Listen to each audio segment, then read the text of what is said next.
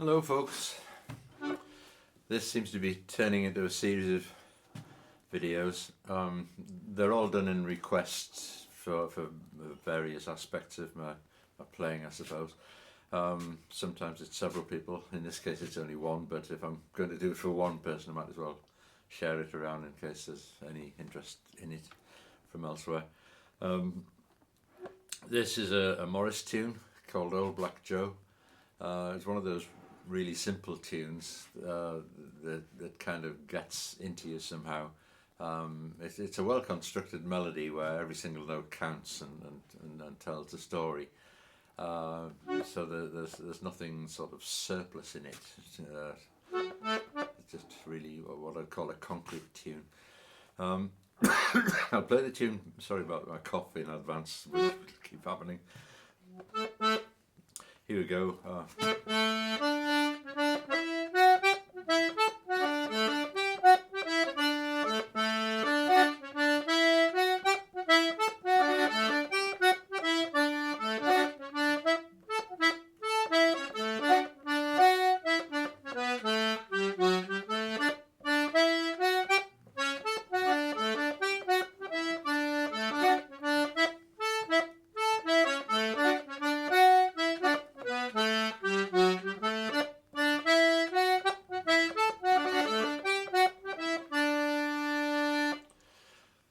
But I'm going to put a lot of chords against it, and of course the left hand.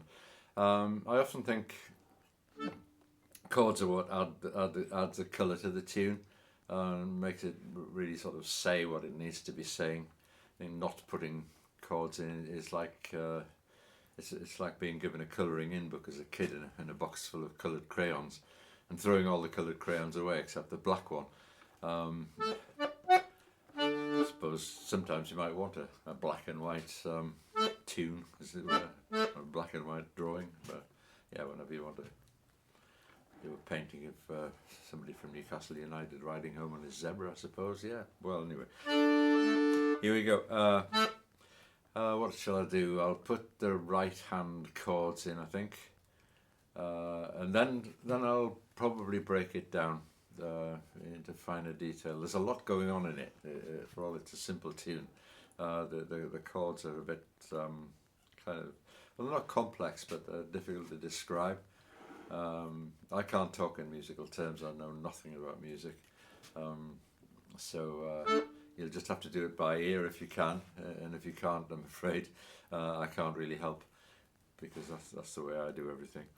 Anyway, here we go with the right hand chords. I might add one or two dabs of the left hand in as well, because as I've said in other videos, my hands won't work independently of each other, so if I exclude one hand, the other hand stops behaving itself, because each hand informs the other one.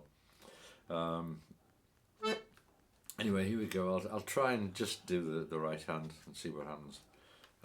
You'll have to bear with me if I make a cock up of it now and again. There we go.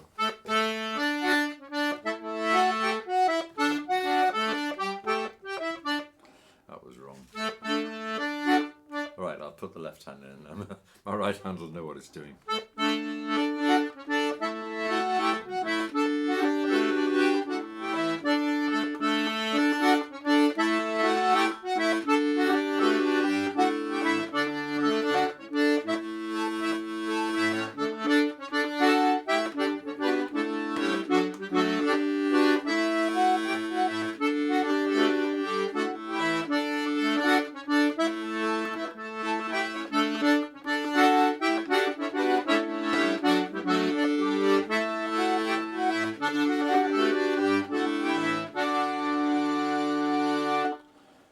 And now I'll put all the bass in instead of just dabbing the chords.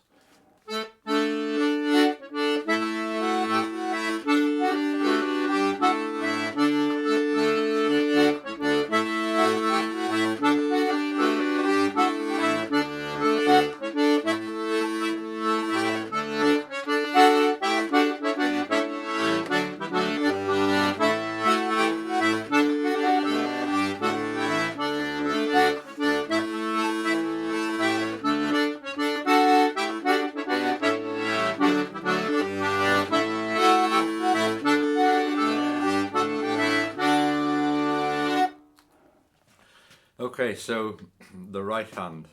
Um, there's a lot of this business of doing the melody with the second, third, and fourth fingers, and the harmony with the first. But occasionally the melody transfers back down to the first finger as well in this. So I'll try and break it down. There's a little grace note in there. And there I'm crossing rows. I don't have to, but in order to get the left hand the way I want it to sound, that's what I've got to do. There's a lot of phobia about crossing rows, I think, in some circles. It's something I've never suffered from because, perhaps not knowing anything about music, it never really occurred to me that there was a D row and a G row on these things. There's just a whole lot of buttons, and I find the notes where I find them. Sometimes they're on the D row, sometimes on the G row. All I know is that if I'm playing a tune predominantly in D, I'm mostly up here on the left hand, and if it's G, then it's down there. But beyond that, I don't really care. It's just a matter of what sounds best. Anyway, here we go. So I'm bringing my fourth finger down there.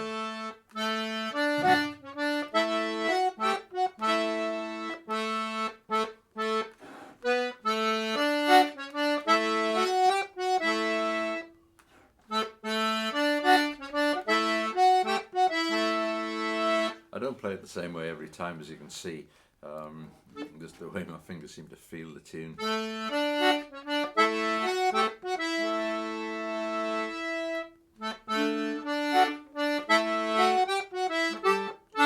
And then it goes.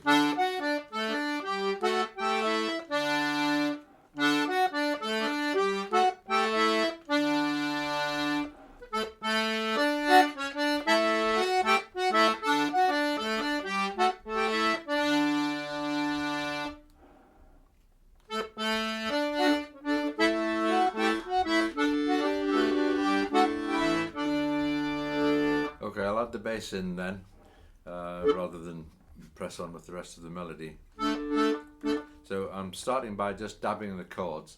Then I tend to bring the bass notes in further on in the tune. It adds a bit of depth to it, and changes the texture slightly, just to keep it interesting.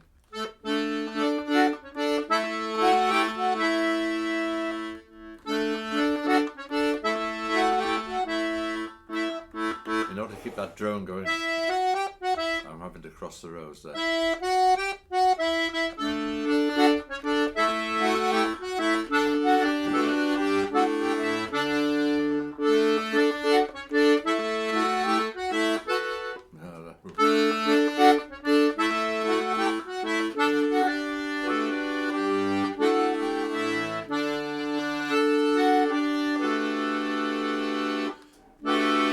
A lemon juice chord there. I find it fascinating how discords work. It's a bit like when you cook a meal. If you want it to taste really nice, you put something horrible on it, but just sparingly. It's called salt. But as long as these discords, which occur from time to time, happen only briefly, your brain tends to absorb the bass end as a tune in itself. And you don't tend to notice that from time to time it clashes with the right hand. I try to keep clashes to a minimum. I hate dissonance, but sometimes if it's used sparingly, it kind of works.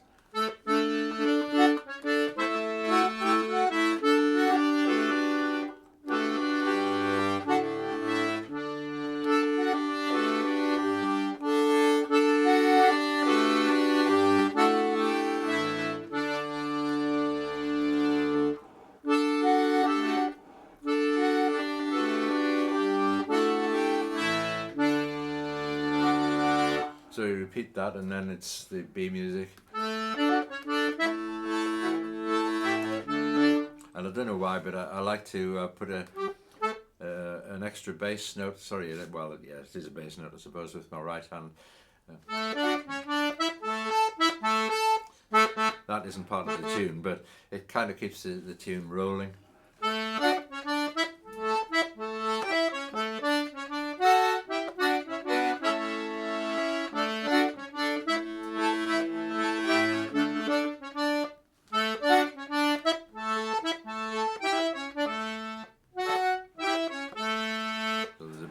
first note there.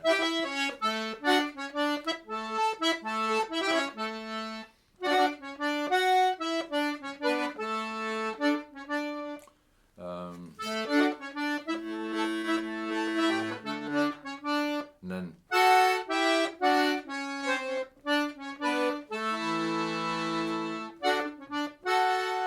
so I'm playing two adjacent buttons there.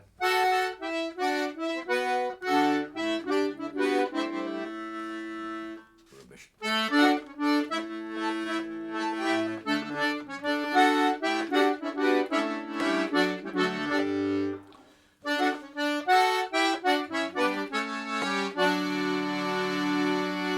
So my third finger is staying on that button for quite a lot of the time.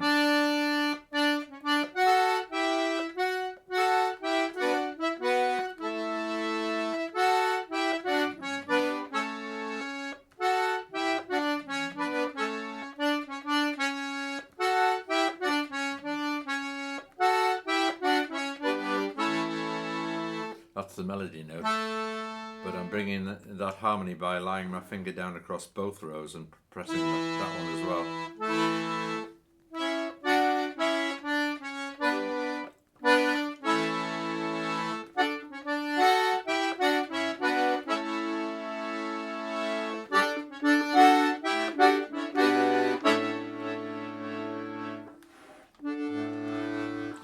On there I'm playing three notes.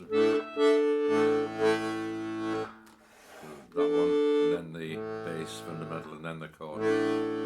Again, that's one of those very brief discords.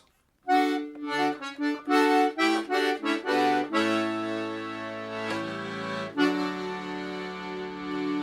there I'm playing two adjacent notes with one finger.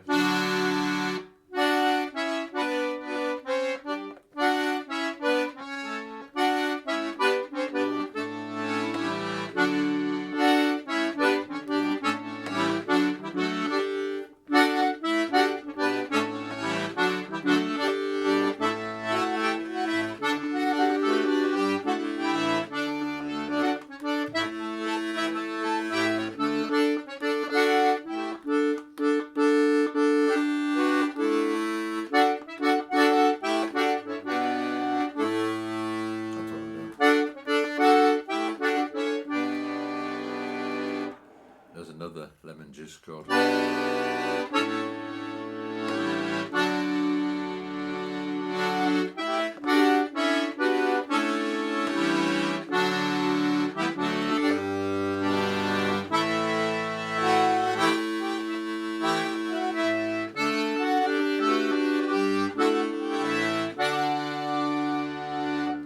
I think on YouTube you can slow me down, can't you? I've never tried doing it, but if you can do that, that'll be helpful. I'll play it slowly anyway, and then if you can slow it down even further, it'll help to break down. I hope you can see what my fingers are doing. I know they tend to obscure each other, but if you can hear what they're doing as well as see, then that'll all help with the process. I'll play it all again, but try and play it slowly. Again, that's a little bit difficult because the speed tends to inform my fingers as well. So if it's slowly, it's a bit disjointed, but here we go.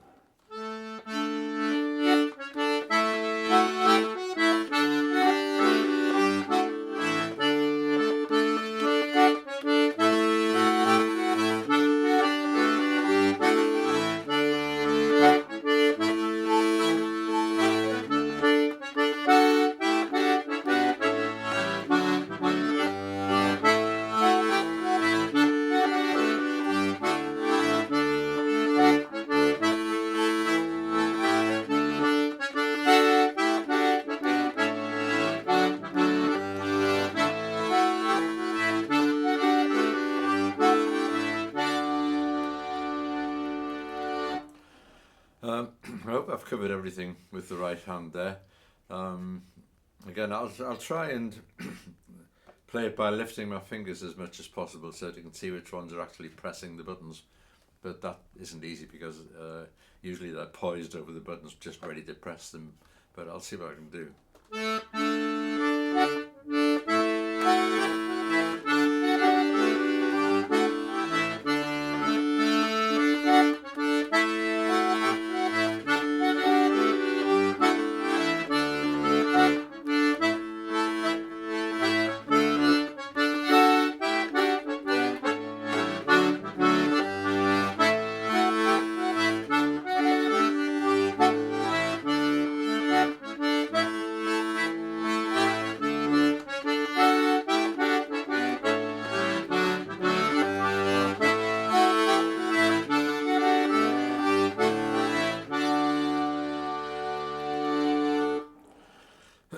I think I'm, excuse me, I think I'm doing quite a bit of keeping one finger on a chord button on the bass end, just as a sort of a temporary drone. I'll see if I can remember when that is.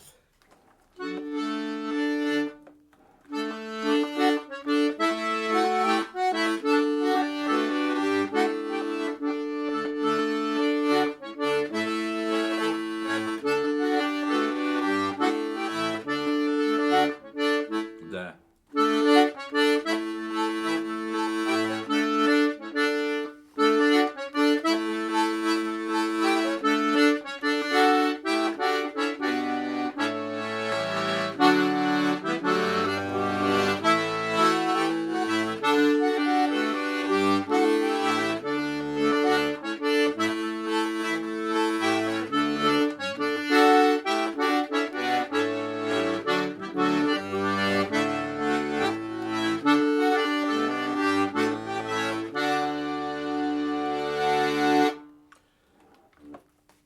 So I hope by manipulating your YouTube screens you can extract a bit more from that than I'm actually putting in.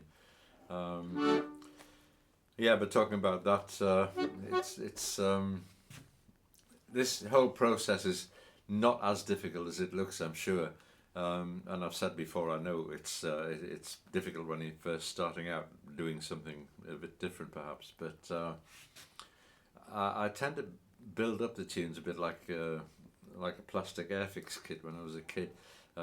It just slowly builds up in increments until it becomes a whole tune. And often if I'm playing for the Morris team, if they want a new tune, I'll just play the basic tune to begin with, and then as I get bored with it, find ways of embroidering it and making it a bit more interesting for me to play and for others to listen to, I hope. So that's it, Old Black Joe. I hope you enjoy playing that. My playing style isn't everybody's cup of tea. It isn't even appropriate for Morris, some people say, and I know what they mean, but it's got to be good fun, hasn't it? Anyway, okay, I'll leave you with that, and thanks for watching. Okay, bye.